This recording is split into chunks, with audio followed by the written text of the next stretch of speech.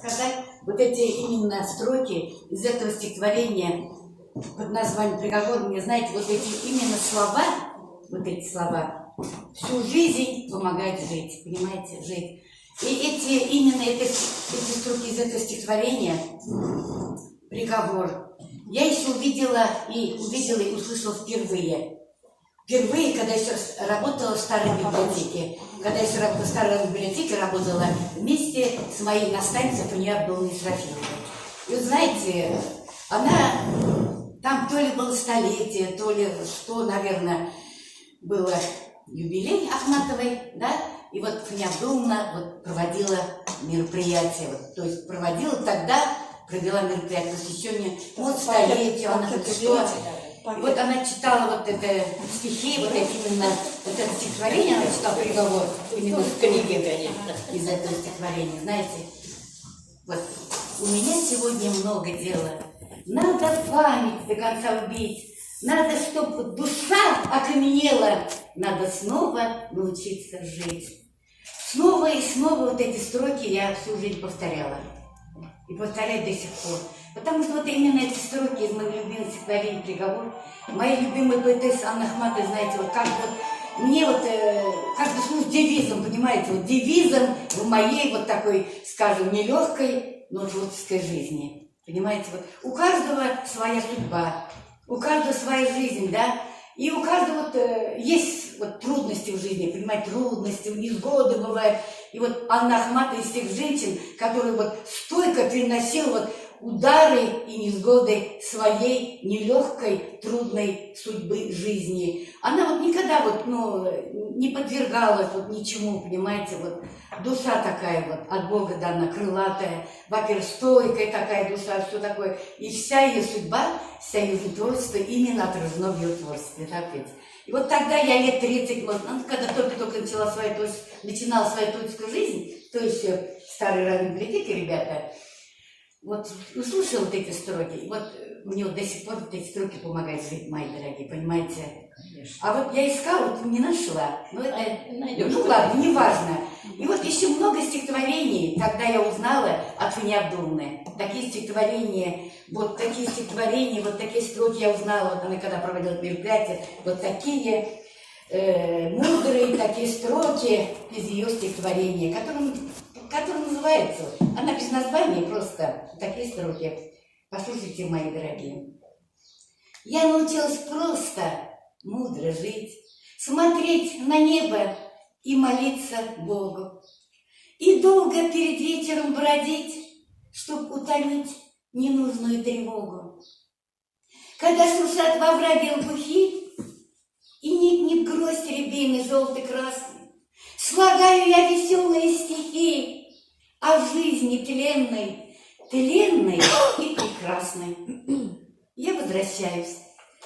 Лижет мне ладонь пушистый кот, мурлыкает умильней, и яркий загорается огонь на башенке озерной лесопильни.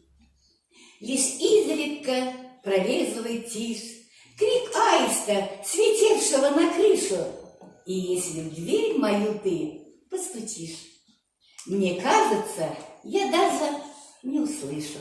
Вот такое замечательное тоже стихотворение из творчества моей любимой Анны Ахматовой. Или вот такие строки из такой стихотворения, которое называется «Молитва». Такое короткое стихотворение, так называется «Молитва». Дай мне горькие годы недуга, задыхание, бессонницу, жар, отыми и ребенка, и друга, и таинственный песенный дар. Так молюсь за твоей литургией после стольких томительных дней, чтобы туча над темной Россией стала облаком славы лучей. Вот такие замечательные строки из такого стихотворения. Еще вот такое стихотворение, которое называется «Ива». Ива. Знаете, такое замечательное «Ива». Ива называется. Стихотворение называется «Ива». Знаете, мои дорогие, вот я такая вот душа, вот такая очень эмоциональная такая я натура, может, творческая, но такая эмоциональная, но тонкая такая я натура, вот очень тонкая натура. Знаете, вот когда мне трудно, я вот могу заплакать. Могу заплакать, вот здесь в тишине, я вот сижу и плачу, но свои слезы я никогда никому не показываю. То есть возьму и стараюсь не показывать. И вот одна, знаете, мои дорогие, я сижу, плачу. Где-то в уголочке сижу, плачу, так, сижу, вот так плачу, да, Внук ко мне подошел: бабушка, зачем ты не плачешь? Я говорю, ну так, что-то мне грустно стало, что-то плохо на душе. Тут я говорю, плачу. Бабушка, ты что ли ива плакучая, мне говорит? Вот так. Ты что ли ива плакучая? Тоже творческий. Да. Знаете, внук ему, ну вот 9 лет в декабре. Ты что ли, бабушка, ива плакучая мне? Я говорю, ну, может быть, я говорю, ива плакучая, да, говорю, может быть, говорю, Денис сам говорит, улантьян была мне, да, говорю, далеко малая. Я говорю, а ты про иву-то откуда знаешь? Говорю, Улым, ты про иву, ты откуда, говорю, знаешь? Всего тебе это вот только 8,5 лет. А мы вот на Кизилку, говорит, бабушка ездили с папой, только что, говорит, оттуда. Я там иву вот видела. Я говорит, там иву вот видела. И она, говорит, плакала, говорит. Она, говорит, плакала. Капли падали от ивы. Понимаете? Я говорю, может, я иву плакать. И вот такое замечательное стихотворение под названием «Ива», которую написала моя любимая поэтесса Анна Ахматова, тоже Ива. Может быть, обо мне немножко. Немножко. Послушайте, пожалуйста, такие замечательные строки из такого стихотворения. Ива. А вот вступление тут написано: и дряхлый пух дерев Пушкин. Это как бы вступление. Как бы отступление к этому стихотворению. А я росла в узорной тишине, прохладной детской молодого века, и не был мил мне голос человека, а голос ветра был понятен мне. Я лопухи любила и крапиву, но больше всех серебряную иву.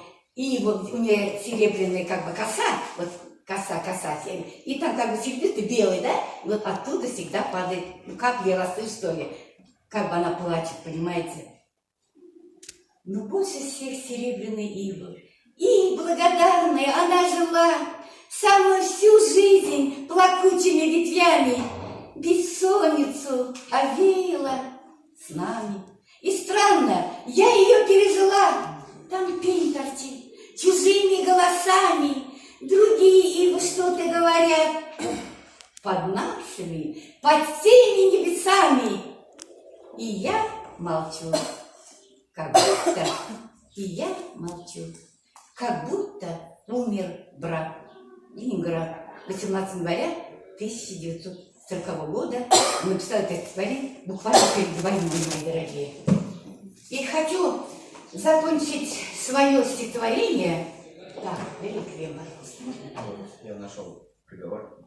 Правда? Замечательно. Ой, спасибо, что вы нашли.